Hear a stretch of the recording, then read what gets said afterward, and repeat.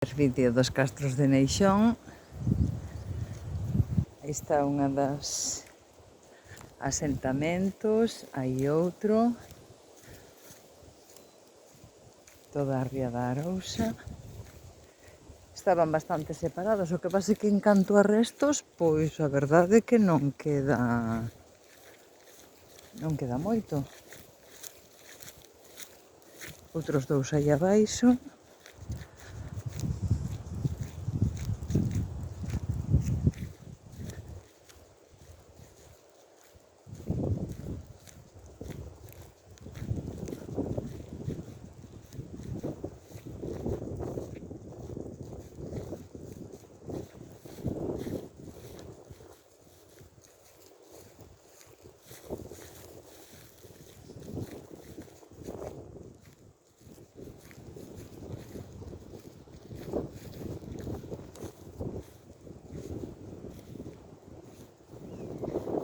E aquí están os outros dous.